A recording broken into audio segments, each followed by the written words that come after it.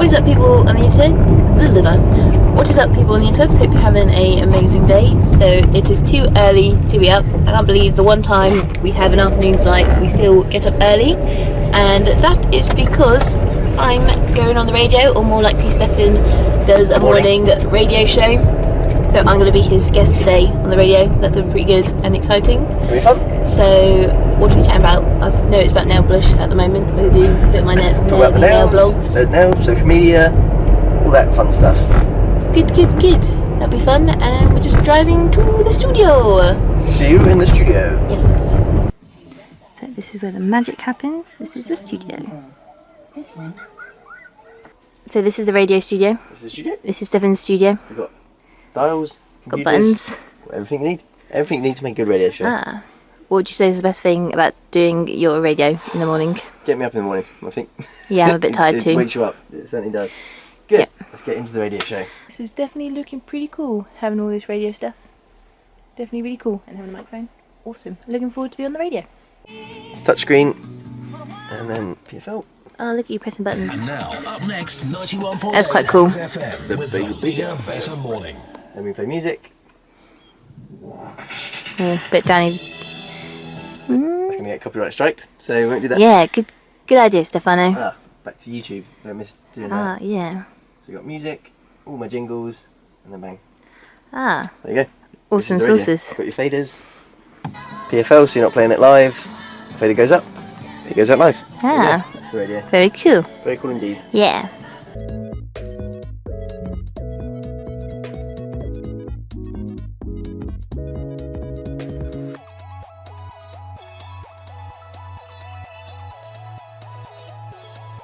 We've also got some absolutely cracking music coming up for you later today. Today we've got a little bit of Busted for you. We've got some Elton John.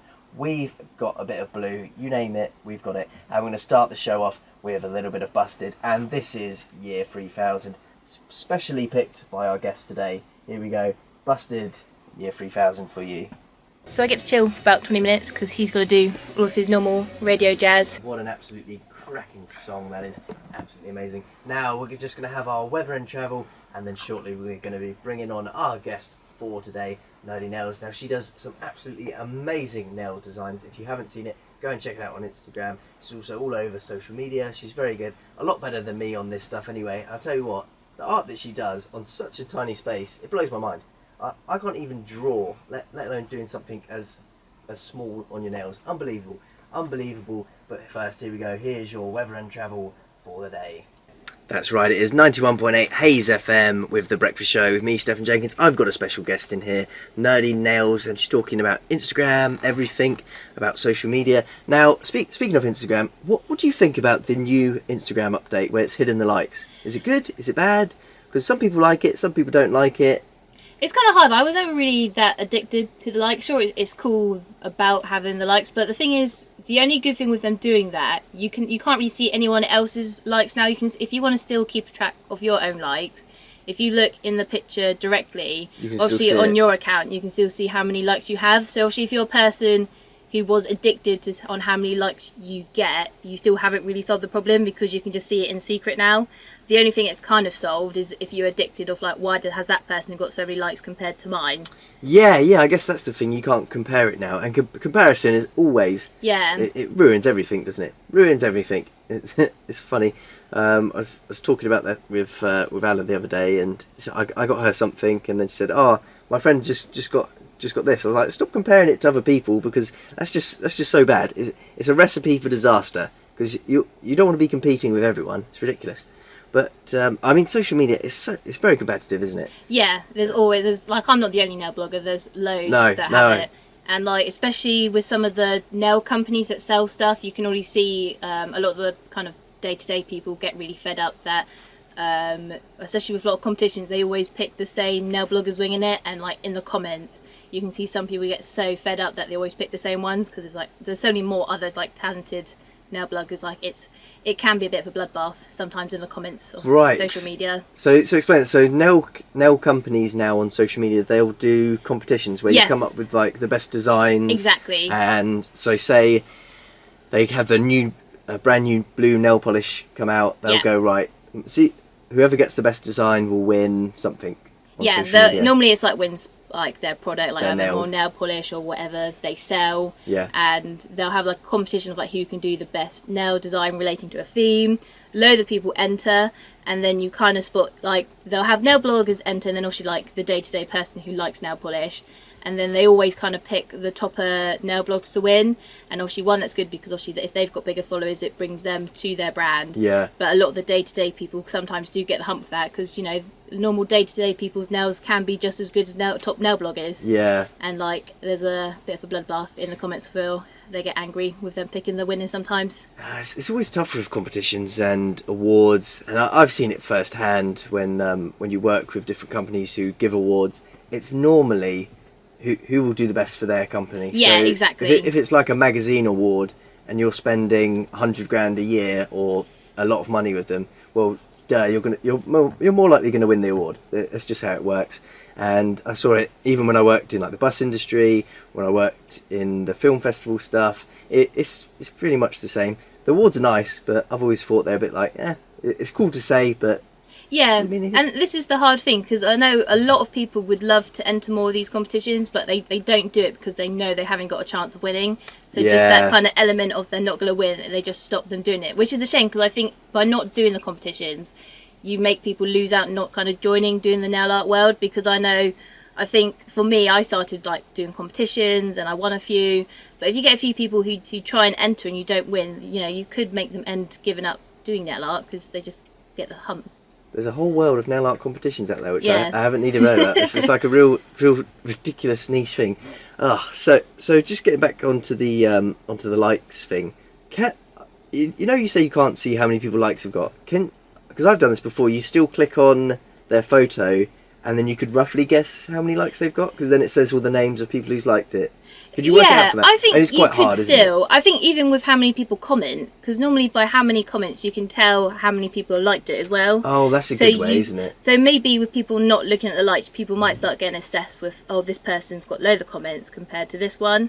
I think Instagram's always going to be a hard thing because I think just by how the design it is, you're always going to have people compare. I also wonder with a lot of kind of companies who try and make deals with like social media sort of people now, if that's going to be harder for them, because I assume they used to probably go off by how many likes they get, unless you probably have to tell them how many likes you get. But I'm just wondering if they'll either pick the wrong people or they'll pick more people by it. It's an interesting thing, really. Can you still see? For those of you who don't know, there's a site out there called Socialblade, isn't it? Is that right? You can still see it for like YouTube views thing. I don't really think you can see it for Instagram Can't see it anymore. for Instagram anymore. So Socialblade, it's an analytics site. It's quite cool. You can go on and see how people's social media sites are performing, and you put that in, and then you can just get some more information about them. It's really good because on there you can sort of see when people got all their followers, and it's great if you're working. Say you're a company and you want to sponsor someone, and you want to see how legit is their social media stuff. Go on Socialblade and you'll be able to see how they've performed. Yeah, it's a really good way because you can see how many subscribers they get in a period. You can also see like their watch time and how much interest they get on their channels as well. So Yeah. it's really good. Like if you want to be nosy and see how other people are doing this, it's a great one to look at. It's also quite good because you can, if you notice that one day their subscribers or followers have shot up ridiculously, Yeah. it's normally because you can go and buy followers, can't you? You can Yeah. go on Google and go buy 10,000 followers or something. But I still don't get, like, I can see why people do it because they want to be sort of like social media famous as Yeah. like, fast as possible.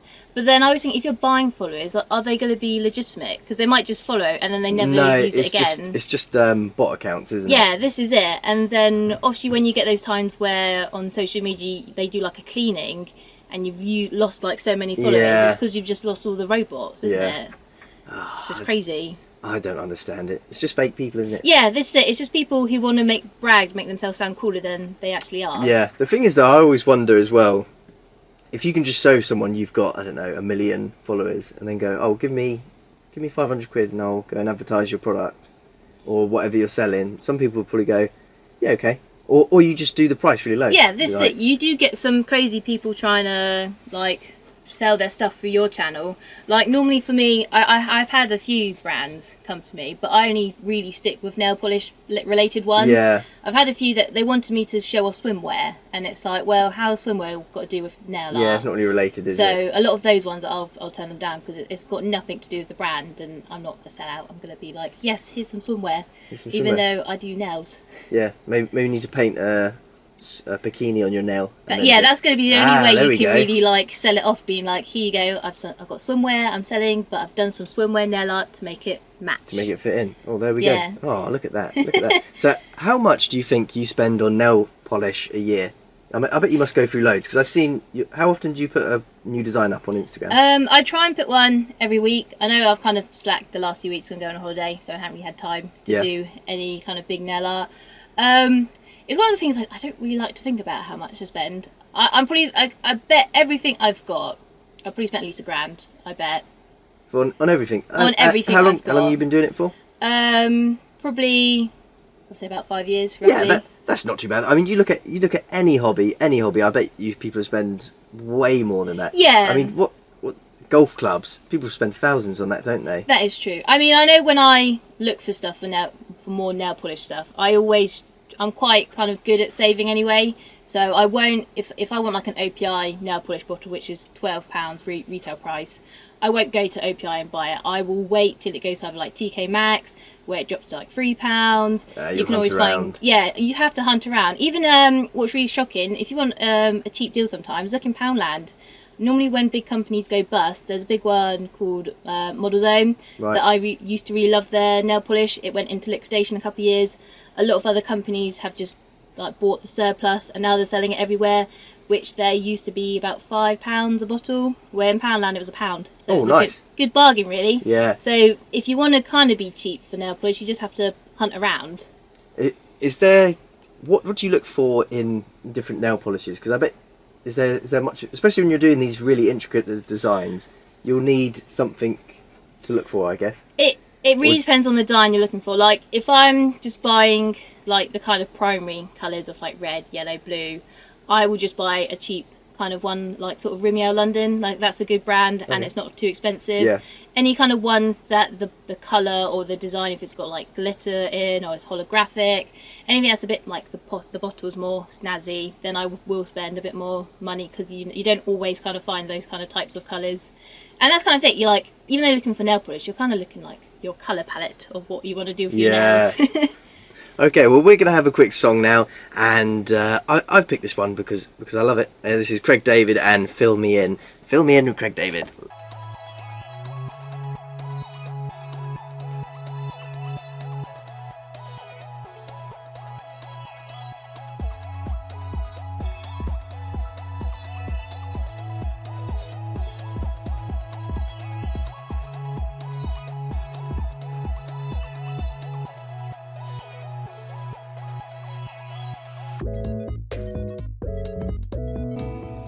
There we go, that was Train and Drive By there. Thank you very much for listening. I will see you back again on the 23rd of March. Have a fantastic couple of weeks, and goodbye. This is now your news from the top of the hour. If you want to listen to the full podcast, guys, I will put a link in the description below where you can find it. But in tomorrow's video, we are going to head to Japan. Ikimashou!